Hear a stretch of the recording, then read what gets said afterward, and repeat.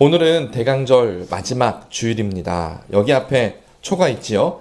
각 초마다 의미가 있다고 말씀을 드렸습니다. 혹시 기억하시는지 모르시겠는데 또 권사님 기도로 다 말씀해 주시긴 하셨는데, 자, 첫 번째 초는요, 뭐죠? 소망. 첫 번째 초는 소망입니다. 두 번째 초는요, 평화, 평강이고요. 세 번째 초는 핑크색인데 뭐였죠?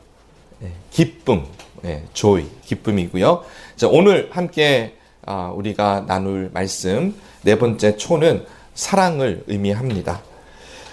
오늘은 이 사랑에 대해서 함께 나눌 텐데, 하나님의 사랑, 그분의 그 크신 사랑을 오늘 함께 정말 느끼고 또 감사할 수 있는 시간이 되기를 소원합니다. 우리 요한복음 3장 16절을 함께 외워볼까요? 자, 시작. 하나님이 세상을 이처럼 사랑하사 독생자를 주셨으니 이는 그를 믿는 자마다 멸망하지 않고 영생을 얻게 하려 하심이라. 아멘. 개역 한글은 저를이로 되어 있고요. 이제 개역 개정으로 바뀌면서 그를로 바뀌었죠. 그래서 어릴 때 외우신 분들은 아마 저를 이렇게 외우셨을 텐데, 이 요한복음 3장 16절은 성경 전체의 핵심이 되는 구절입니다. 그래서 만약에 성경을 한 구절로 줄여보라고 하면 이 요한복음 3장 16절을 말씀하시면 됩니다. 근데 이것을 더 줄이면 어떻게 될까요? 3장 16절을 더 줄이면 하나님께서 우리를, 여러분을 사랑하십니다. 이렇게 우리가 표현을 할 수가 있겠죠. 빌리 그레이엄 목사님께서 살아계실 때 전국 순회를 하셨는데 달라스 스테디움에서 큰 집회를 하신 적이 있습니다. 아마 마지막 집회가 아니었을까 생각을 하는데, 마침 그때 제가 달라스에서 청소년 사역을 하고 있을 때였습니다. 그래서 교회 학생들을 모두 데리고, 아마 모든 교회가 갔던 것 같아요, 그 집회에 참석을 했습니다. 아직도 생생하게 기억이 나는 것은 이 집회 설교 때 빌리 그레이엄 목사님이 하셨던 말씀이, 그 첫 마디가 God loves you 였어요. 굉장히 단순하죠. God loves you. 근데 그 한마디에 제 마음에 큰 울림이 생겼습니다. 저뿐만 아니라 당시 집회에 있었던 많은 사람들이 이 한마디에 모두가 다 눈물을 흘렸던 것을 제가 기억을 합니다.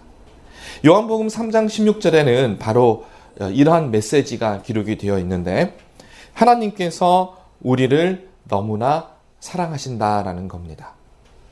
그런데 이 요한복음 3장 16절을 다시 한번 보시면요, 하나님의 사랑의 끝, 하나님의 사랑의 궁극적인 목적이 무엇일까라는 것을 발견할 수가 있습니다. 다시 한번 여러분 외웠던 요한복음 3장 16절을 기억해 보시면, 하나님이 세상을 이처럼 사랑하사 독생자를 주셨으니, 여기까지는 우리에게 일어난 일이에요. 근데 그 목적이, 이것은 그를 믿는 자마다 멸망하지 않고 영생을 얻게 하려 하심이라. 하나님의 사랑의 그 마지막, 하나님이 우리를 정말 사랑하시기 때문에 우리에게 주기 원하시는 것은 영생이에요. 영생. 그래서 아들 되신, 독생하신 아들 예수 그리스도를 우리에게 주셨고, 멸망에서부터 영생으로 구원을 해 주신 것이죠. 그래서 하나님의 사랑이 어디에 있느냐, 우리 예수님의 십자가를 말하는데, 그래서 그 십자가는 우리에게 무엇을 주느냐? 결국 영생을 주는 것입니다. 예수님께서 성육신하신 우리 크리스마스 시즌에 기억해야 할 것은, 예수님이 이 땅에 오신 것도, 예수님이 십자가에서 죽으신 것도, 또 예수님이 부활하신 것도, 이 모두가 다 우리로 하여금 영생, 영원한 생명을 얻게 하기 위해서라는 것입니다. 그런데 여기에서 우리가 가진 딜레마가 있습니다. 늘 이 딜레마가 문제예요. 뭐냐면, 우리는 아직 이 땅에 살면서 이 구원이 무엇인지 제대로 알 수가 없다라는 거예요. 영생, 하나님의 궁극적인 사랑의 표현인데, 우리가 이 영생이 무엇인지를 몰라요. 그냥 관념적으로만 알게 되는 거죠. 왜냐하면 우리는 죽음 이후에 대해서 그 누구도 경험해 본 사람이 없기 때문에 우리는 알 수가 없다라는 것이죠. 하지만 우리에게 하나님 허락하신 것이 하나가 있는데 그것은 믿음입니다. 믿음의 눈으로 보면 이 죽음 이후에 또 예수님이 재림하실 때 우리가 부활하여서 예수님처럼 될 것을 믿을 수 있는, 그래서 그 미래를 우리가 바라보면서 이것이 영생이구나 할 수 있는 것을 발견할 수 있다라는 겁니다. 믿음장으로 잘 알려진 히브리서 11장을 읽어보시면, 나중에 너무 길어서 오늘 다 읽지는 못하지만 여러분이 공부를 해보시면 성경에서 말씀하고 있는 믿음이라고 하는 것이 결국은 영생하고 연결이 되어 있어요. 하나님을 믿는 믿음인데 히브리서 11장에서는 바로 영생에 관해서 말씀을 하고 있다라는 겁니다. 믿음의 조상으로 존경을 받는 아브라함, 그리고 이삭과 야곱, 이 땅에 살면서 집을 가지지 않았어요. 우리는 집을 가지고 싶어 하잖아요. 근데 아브라함과 이삭과 야곱은 장막에서 텐트 생활을 했었습니다. 히브리서 11장 9절과 10절 우리 함께 읽어볼까요? 혹시 찾으셨으면 함께 읽어보겠습니다. 히브리서 11장 9절과 10절입니다. 시작. 믿음으로 그가 이방의 땅에 있는 것 같이 약속의 땅에 거류하여 동일한 약속을 유업으로 함께 받은 이삭과 및 야곱과 더불어 장막에 거하였으니 이는 그가 하나님이 계획하시고 지으실 터가 있는 성을 바랬습니다. 여러분, 아브라함이 얼마나 큰 부자였는지 아시죠? 그 가정을 위한 군대가 따로 있었어요. 이삭, 파기만 하면 물이 나오는, 오늘날로 치면 석유와 같은 그런 것들이 항상 하나님이 공급해 주셨어요. 야곱, 아들이 누굽니까? 요셉이죠. 요셉이 국무총리였어요, 이집트에. 그러니까 사실 야곱이 가난했다? 말이 안 되는 거죠. 아브라함과 이삭과 야곱이 가난했기 때문에 장막 생활을 했던 것이 아닙니다. 이들은 큰 부자였고 땅을 얻고자 하면 언제든지 살 수 있었고 집을 짓고자 하면 언제든지 지을 수가 있었습니다. 하지만 이들은 모두 장막에 거했습니다. 왜요? 그 이유는 하나님의 성을 바랬기 때문입니다. 사람이 지은 터와 성이 아닌 하나님이 계획하시고 하나님이 지으실 터가 있는 성을 바랬기 때문입니다. 이 히브리서 11장은 여러분이 계속해서 읽어보시면 아브라함, 이삭, 야곱뿐만이 아니라 많은 믿음의 사람들을 언급하고 설명하고 있고요. 특별히 우리가 잘 지나치기 쉬운 우리 히브리서 11장의 마지막 부분을 보시면 순교자, 초대교회의 순교자들에 대한 이야기가 나와 있습니다.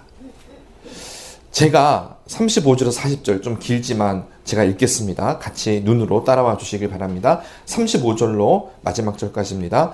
여자들은 자기의 죽은 자들을 부활로 받아들이기도 하며 또 어떤 이들은 더 좋은 부활을 얻고자 하여 심한 고문을 받되 구차히 풀려나기를 원하지 아니하였으며 또 어떤 이들은 조롱과 채찍질뿐만 아니라 결박과 옥에 갇히는 시련도 받았으며 돌로 치는 것과 톱으로 켜는 것과 시험과 칼로 죽임을 당하고 양과 염소의 가죽을 입고 유리하여 궁핍과 환난과 학대를 받았으니 이런 사람은 세상이 감당하지 못하느니라. 그들이 광야와 산과 동굴과 토굴에 유리하였느니라. 이 사람들은 다 믿음으로 말미암아 증거를 받았으나 약속된 것을 받지 못하였으니 이는 하나님이 우리를 위하여 더 좋은 것을 예비하셨은즉 우리가 아니면 그들로 온전함을 이루지 못하게 하려 하심이라. 여기 보시면 엄청난 일들이 기록되어 있어요. 순교자들. 정말 여기 보시면 말로 표현할 수 없는 그 조롱과 채찍질, 그런 것뿐만 아니라 돌로 치고 톱으로 켜고 칼로 죽임을 당하고 그리고 산과 동굴과 토굴에 유리했던 그 자들. 혹시 여러분 카타쿰을 가보셨는지 모르겠어요. 그 지하 안에 있는 그 큰 도시 카타쿰에 가보시면 그 핍박하는 사람들을 피하기 위해서 큰 돌로 막아놓고 그렇게 살았던 것을 볼 수가 있습니다. 거기서 태어나서 거기서 죽는 사람들도 있었대요. 그리고 해를 보지 못해서 기형이 많았다고 합니다. 그만큼 어려운 시기를 지났던 사람들, 왜 그렇게 했을까요? 무엇이 그토록 그들로 하여금 이러한 핍박과 죽음과 순교까지도 무서워하지 않고 그렇게 살아갔을까요? 세상이 감당하지 못하는 믿음은 무엇일까요? 그것은 바로 하나님께서 예비하신 더 좋은 것을 바라는 믿음입니다. 아직도 받지 못한 하나님의 약속이라고 하는 것, 하나님의 나라, 그들은 모두 하나님의 나라를 꿈꾸었던 자들입니다. 오늘 본문 말씀인 미가서 4장 1절에서 5절은 믿음의 조상들이 그토록 바라던 하나님의 성이 어떠한가에 대해서 알려주고 있습니다. 오늘 본문으로 다시 가서 보시면 1절을 한번 보세요. 시작을 보시면 끝날에 이르러는 이라고 되어 있죠. 마지막 날, 이 끝날에 여호와의 전이, 여호와의 하나님의 성전이 산들의 꼭대기, 가장 높은 곳에 서게 될 것입니다. 이곳이 바로 아브라함과 이삭과 야곱과 수많은 믿음의 사람들, 그리고 초대교회에 순교했던 그 많은 사람들, 그리고 지금도 순교하는 자들이 바라고 있는 하나님의 나라입니다. 2절을 또 보시면 우리 찬양도 드렸죠. 많은 이방 사람들이 하나님의 전으로 향합니다. 그리고 그곳에서 하나님의 도를 배우게 되고 하나님의 법이 되는 하나님의 말씀을 받게 됩니다. 율법이 시온에서부터 나오고 여호와의 말씀이 예루살렘에서부터 나오기 때문입니다.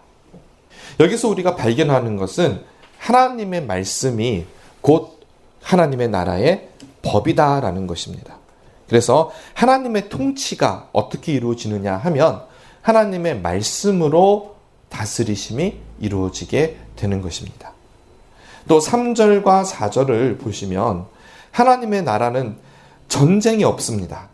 평화로운데 칼을 쳐서 보습을 만들고 창을 쳐서 낫을 만듭니다. 또 하나님의 나라는 풍요롭습니다. 포도나무와 무화과 나무 아래에 앉아서 그들의 소산을 즐기게 될 것입니다. 그리고 5절 마지막을 보시면 하나님을 의지하는 것, 하나님을 내가 믿고 영원히 행하는 것이 바로 하나님의 나라의 모습인 것을 우리는 볼 수 있습니다. 여기서 우리는 하나님의 나라의 첫 번째 특징을 발견하게 되는데 그것은 바로 하나님의 말씀입니다. 우리는 하나님의 말씀 그러면 제일 먼저 떠오르는 것이 성경책이죠. 하지만 오늘 본문에서 하나님의 말씀은 하나님의 주권, 하나님의 통치예요. 우리가 하나님의 말씀 앞에서 두렵고 떨림으로 서야 하는 이유가 바로 여기에 있습니다. 하나님의 말씀이 개인의 영적 향상의 도구 정도로만 여겨져서는 안 되는 이유가 이것입니다. 하나님의 말씀은 천지를 창조하셨고요. 또 요한복음을 보시면 이 말씀이 바로 예수 그리스도였어요.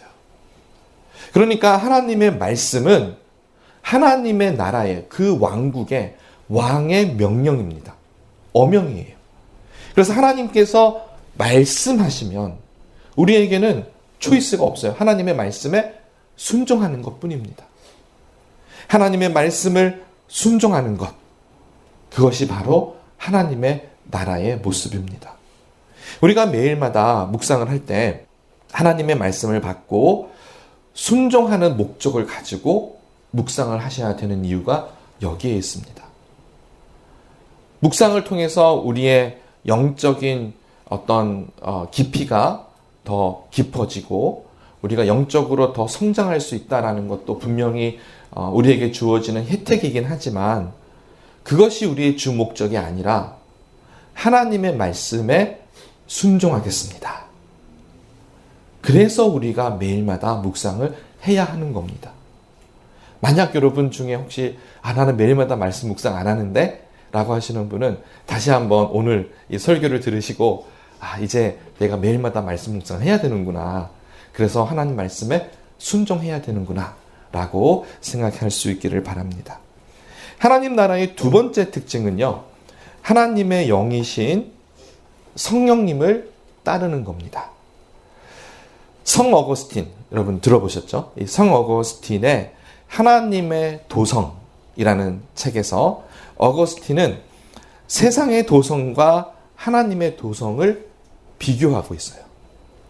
이 두 도성, 그러니까 두 나라의 근본적인 차이는 세상의 영을 따르는가 아니면 하나님의 영을 따르는가에 있습니다.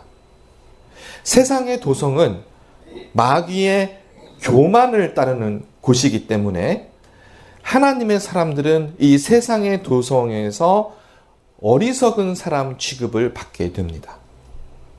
하지만 세상의 영을 따르는 세상의 도성은 결국 망하게 됩니다. 어리석은 사람으로 취급당하던 하나님의 사람들은 마침내 하나님의 영을 따라서 하나님의 도성에 이르게 될 것입니다. 어거스틴은 이렇게 말합니다. 두 가지 사랑이 두 도시를 건설했다. 두 가지 사랑이 두 도시를 건설했다. 이 말은 뭐냐면 하나님마저도 멸시하는 자기 사랑이 지상의 도성을 만들었고, 자기를 버리고 하나님을 사랑하는 사랑이 천상의 도성을 만들었다. 이렇게 말씀하고 있습니다.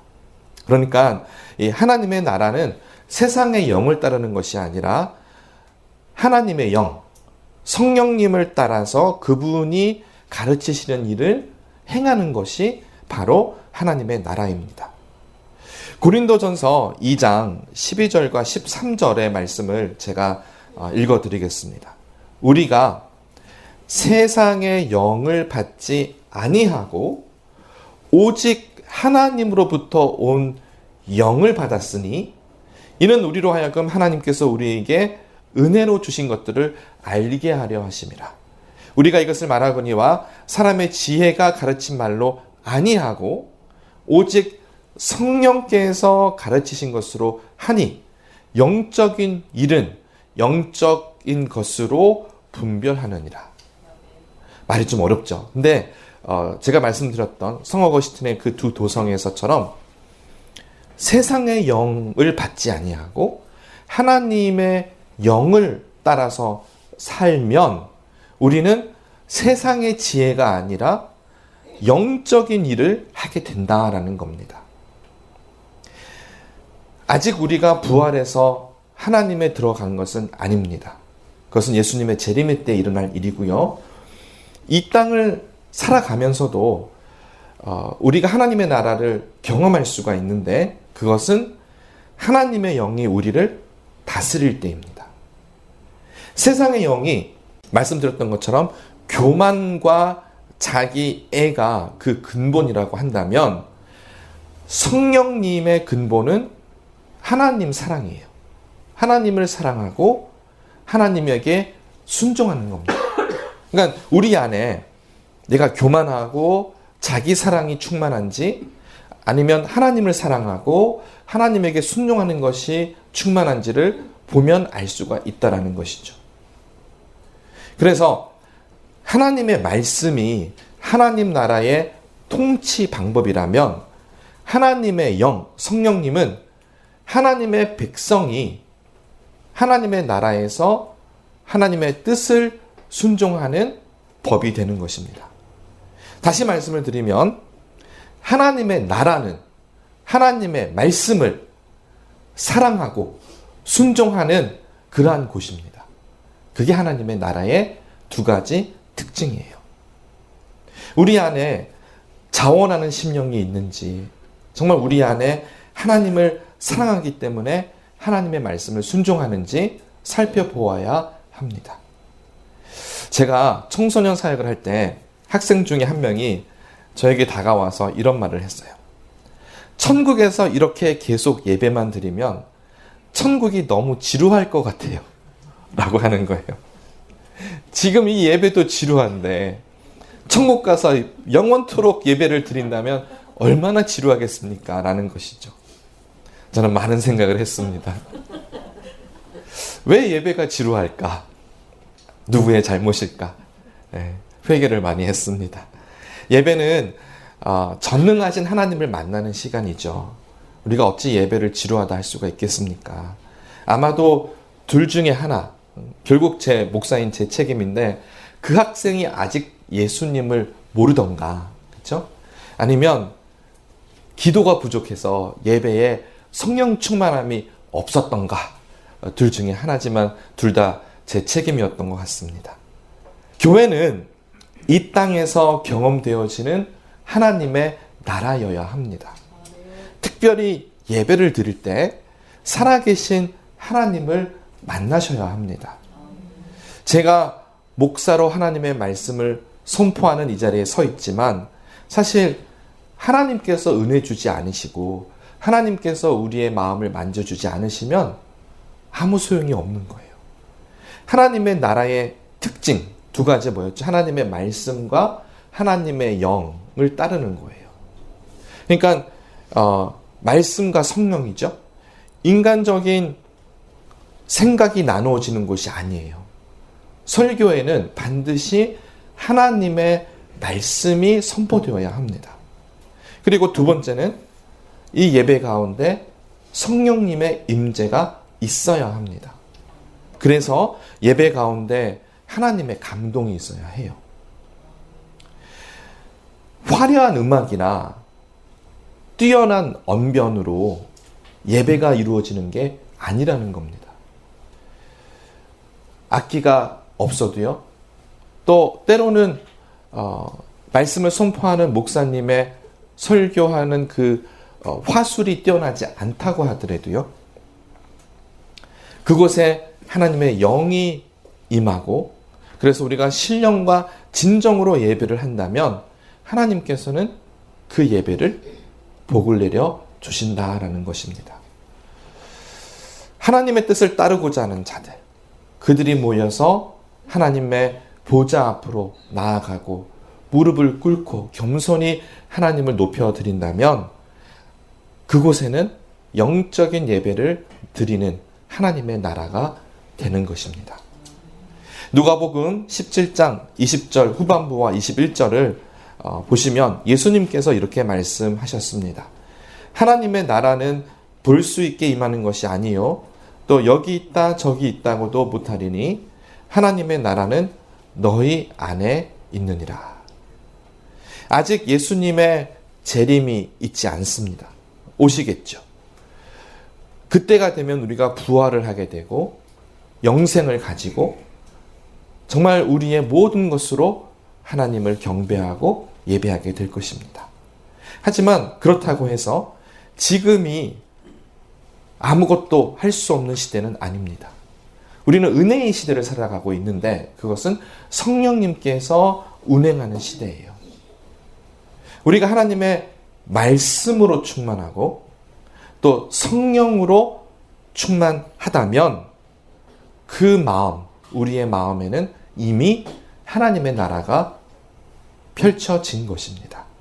그래서 우리 마음에 하나님의 나라가 임하도록 우리가 주일뿐만이 아니라 24/7 우리가 일주일을 쭉 살아가시면서 우리 마음 가운데 하나님의 나라를 바라보며 또 예수님의 재림과 하나님의 나라를 꿈꾸는 정말 그 초대교회의 순교자와 같은 그러한 소망을 가지는 삶을 살아가시는 여러분이 되시기를 간절히 축원드립니다.